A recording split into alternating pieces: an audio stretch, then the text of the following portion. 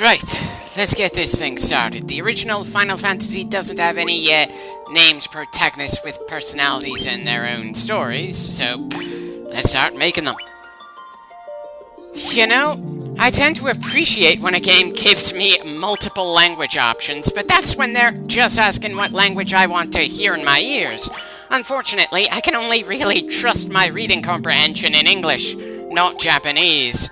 You pick the classes of the 4 protagonists in this game and make their names up from scratch. As character creation systems go, this isn't anything particularly in-depth, but to be fair, it is still far more than many Japanese-made games tend to go for.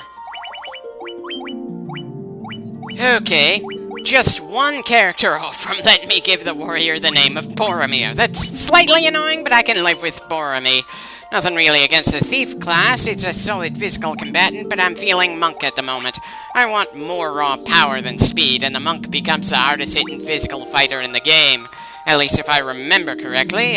Not really gonna bother having a red mage on the team, as useful as a jack of all trades might be.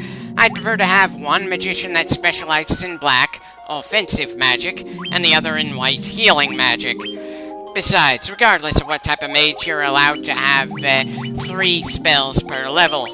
That's not really much of an issue if you're using a white mage or a black mage, but a red mage, that can get a little annoying for me. Anyway, our hard-hitting fist fighter is gonna be Tyson. I don't think I need to explain where I got that name from, just like I don't need to explain where I got the name Boromir from. I'm thinking maybe Pierce as the white mage, based off Hawkeye Pierce from the TV show, MASH, though I can't really remember if the I comes before or after the E in that name. Probably not that important, but hey, I'm just having some fun coming up with names right now, and apparently I'm scrapping the name Pierce for the moment.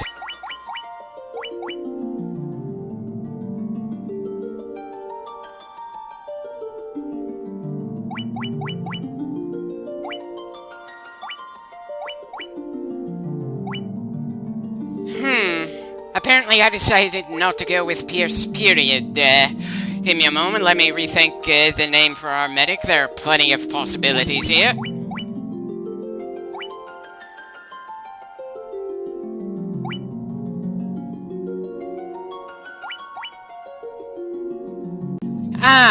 Here's an idea. How about mourn? It could mean something like good morning, or it could mean someone mourning their fallen comrade or family member. Was there any anime series that gave a medic character a name like that? Or am I the only one who had that odd little leap of logic? At the very least, that spelling of that name feels like something I would expect from a Japanese fantasy story. As for the Black Mage, I'm leaning towards Wesker, partly for Albert Wesker from Resident Evil, and partly for some odd reason I named the protagonist of the first Fire Emblem Wesker. Probably no relation between the two people. They live in entirely different worlds that work under entirely different rules. But hey, I suppose someone could imagine that the Black Mage of this party either was the tactician for that Fire Emblem game in a past life, or that this is the past life of that tactician. It's not like there's gonna be anything in-game that will define the origins of any of the characters. They all just show up as a team out of nowhere, and are inseparable for whatever reason. Again, this is a remake the game is based off of, and the actual original game came in 1987, and story expectations were not that high back then.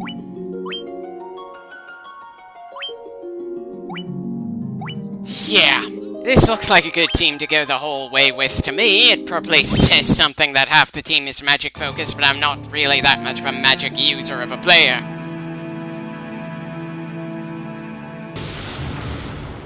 Well then, it's a good thing we're used to seeing worlds shrouded in darkness.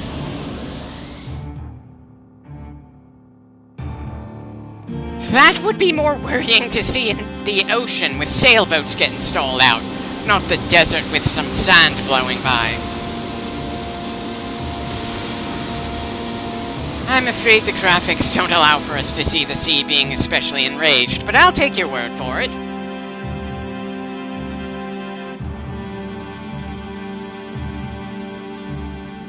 I suppose it would have been too much to witness a forest decaying as that bit of text came by.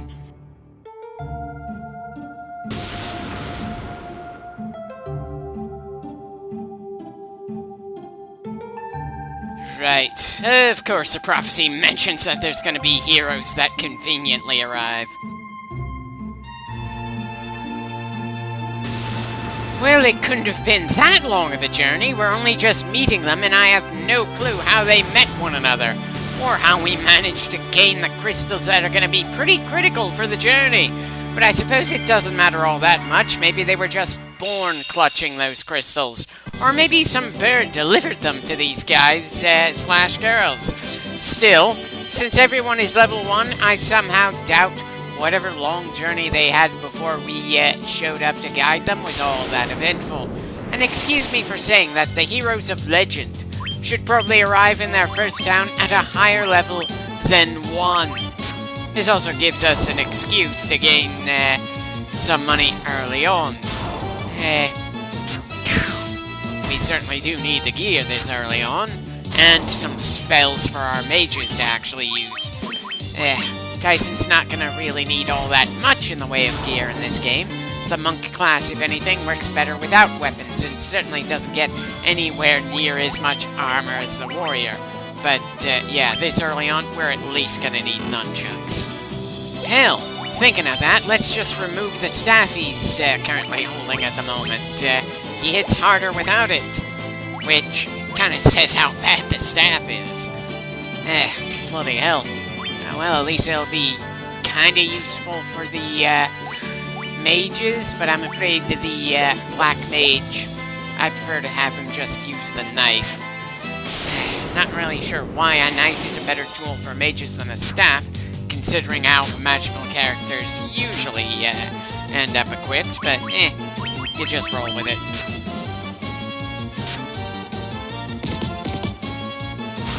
Oh yeah, Tyson is definitely hitting harder than anyone else, and we only just started. Hell, we don't even need that much punching power against these very basic goblins.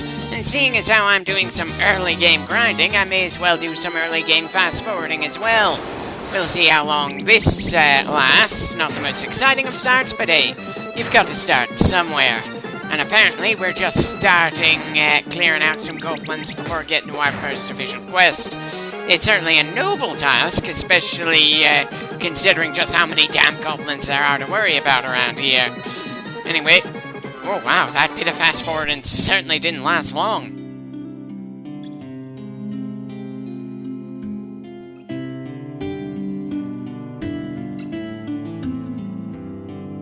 Well, I hope the king is willing to let us raid the royal armory. Our fighter, who's the closest thing to a knight, has a small knife to work with, and I don't think our mages even know any spells yet. Huh. So the warrior in red is carrying the blue stone, and the one in blue is carrying the yellow stone. Not that it really matters who's carrying what. I just found that a little odd to see.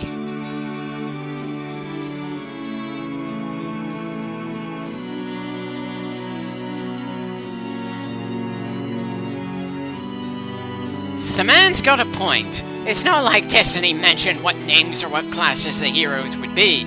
It was just 4 people with crystals. Very unspecific prophecies are the ones that allow for some fun, but still, it doesn't make it easy to know if this is the man you're looking for.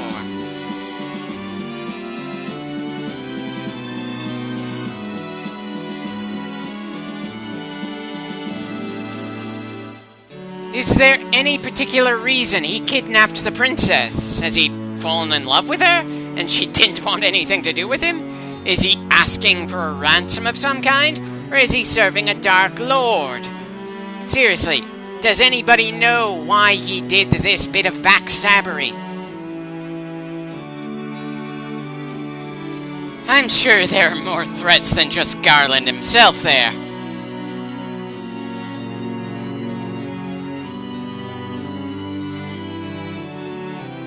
Well, this is the first time I've heard that we want to go north. All I know is we're here to deal with the magical bullshit that's got the world in a state of imbalance.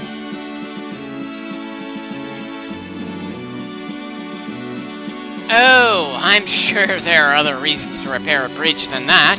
But then it's not like fiction in general is all that good about things like logistics and economies, even when it's a major part of the plot.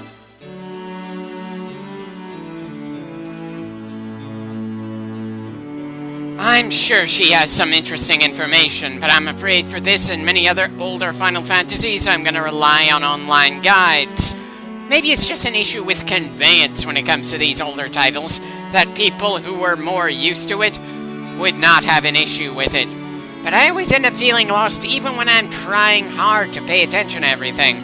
It doesn't help that there are no in-game maps for me to keep track of things in this game or its original release. And it probably takes a few games before they bother adding something like that into the series. And considering how even a supposedly magnificent castle makes everything feel pretty much the same due to the art style and the tile sets we have to look at, it would be way too easy for me to start getting lost.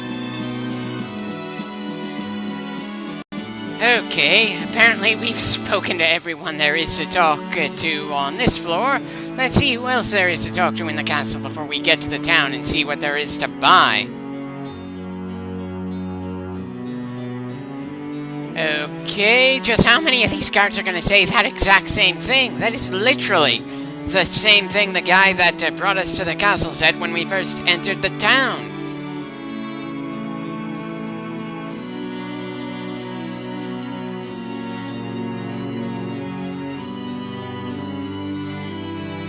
And just what did he used to do when he was the greatest knight of the kingdom anyway? Because I kind of hope he did more than just fight the constantly spawning goblins that are absolutely infesting the lands of this kingdom. Were there any wars against any neighboring kingdoms or anything like that?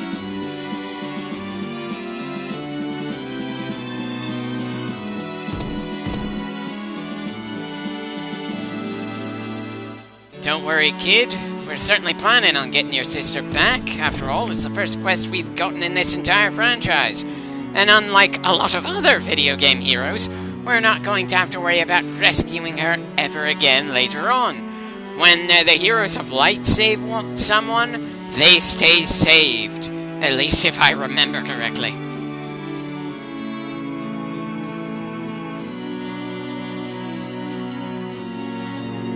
We're just gonna tell her we're on the job, but hopefully that won't upset her.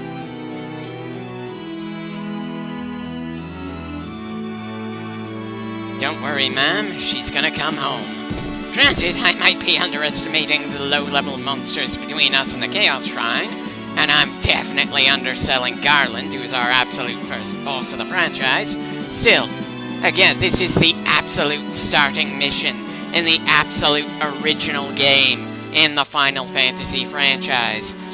It is probably gonna be an easy one for us to get through. After all, they want to warm us up before they start to make things more complicated and difficult. I'd say that's enough of the castle for now.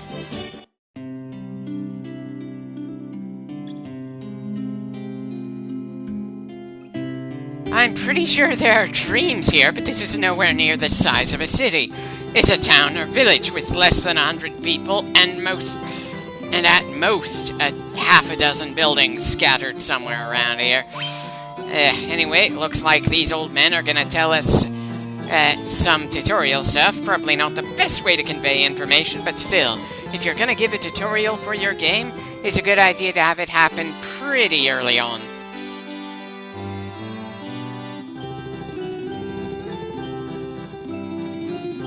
I'm sorry, but last time I checked, armlets covered your arms. The body is the torso area, which is attached to the arms, but not the same thing.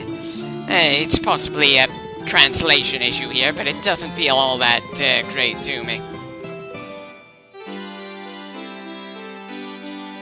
Sometimes what the game might consider optimal isn't what you might consider optimal. Like if it increases physical defense, but not magical defense. Though that might be more of a thing in later Final Fantasies.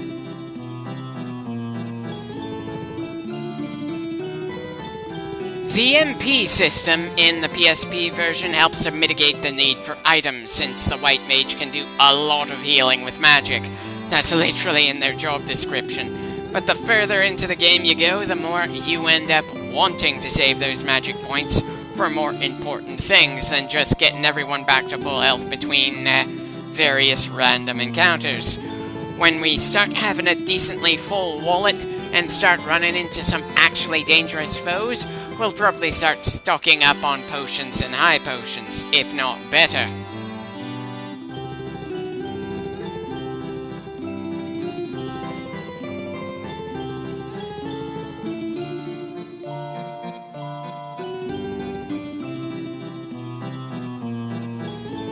Part of me wants to laugh that there's a tutorial on key items, but again, the original game was made in 1987, sure. This is the PSP remake of the game with some altered features here and there and some added content, but still, it is hard to feel annoyed with a game explaining the obvious to you when this was one of, if not the, first time a lot of these things were used in this particular way.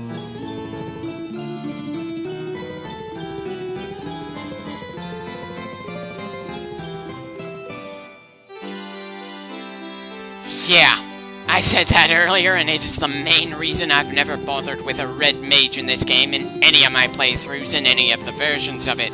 It's one thing to learn 3 out of 4 possible spells in a given level sequence. It's another to learn 3 out of 8 possible ones. And I do not like discarding previously learned magic. For one thing, you would have to pay money again to relearn it if you feel the need to. And then you have to go to the specific store you found it in. Not to mention, some spells can remain pretty relevant for a good long while. Some because they're efficient, like the basic cure spell. Others because you might run into enemies that poison you, so you want to remove the frickin' poison.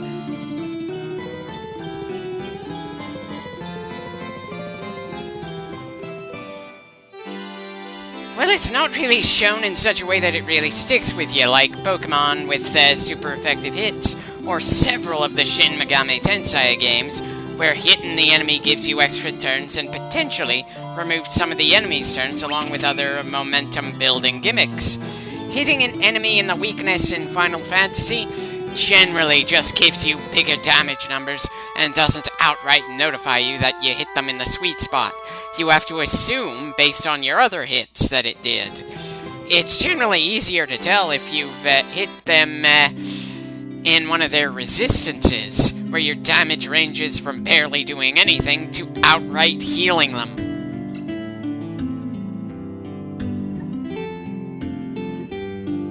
Okay, so the dancer has absolutely nothing helpful to say for our first quest, though I suppose if you've already started to feel lost this early in the game, you've got some issues.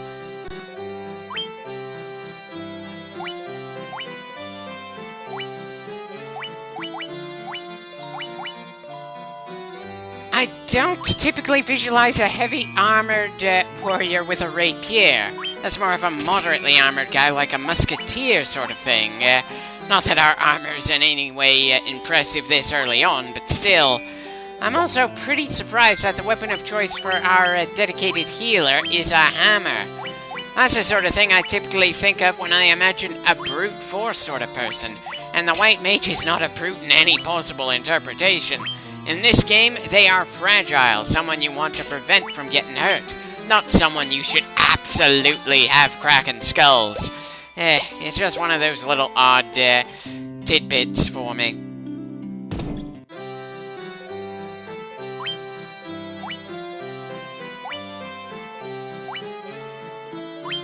Okay, so we're putting Tyson in leather.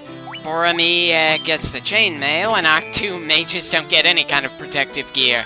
They just keep wearing the regular clothes they started off with that probably only help them stay warm in cold environments and are extremely torturous to wear in hot ones. Not that anyone's appearances change as we shift around their gear in any way. They all have the same sprite based on their class, and the only way you're going to get a different appearance is by changing their class later on in the game.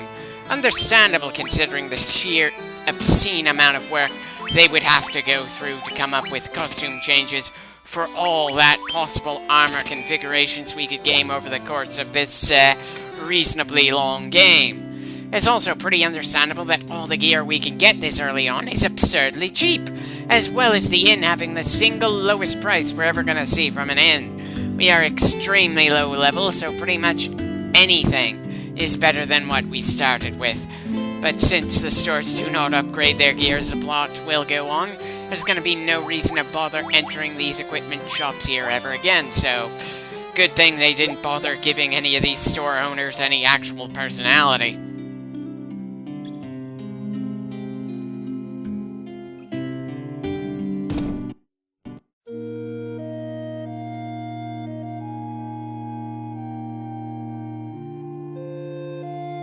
We can come to the church here to revive anyone who gets knocked out if we don't have any kind of revival items like the Phoenix Down or revival magic. I severely doubt we're going to see much of the inside of these churches for the rest of the game, though. The only stores left for us to explore here are the black and white mage stores. Hence why I didn't buy any potions. I'm saving money to make our mages have some of their signature abilities.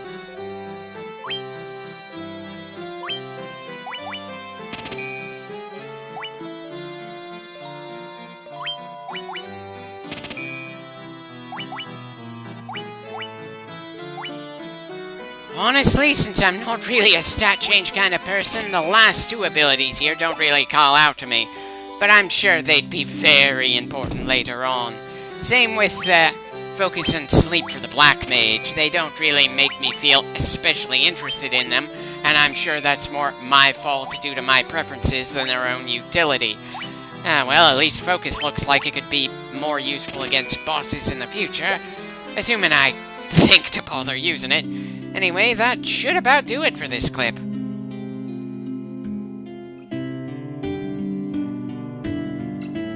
Well, if he looks at the sky on certain nights, he should be able to find a crescent moon. But I'm sure he wasn't looking for something that literal.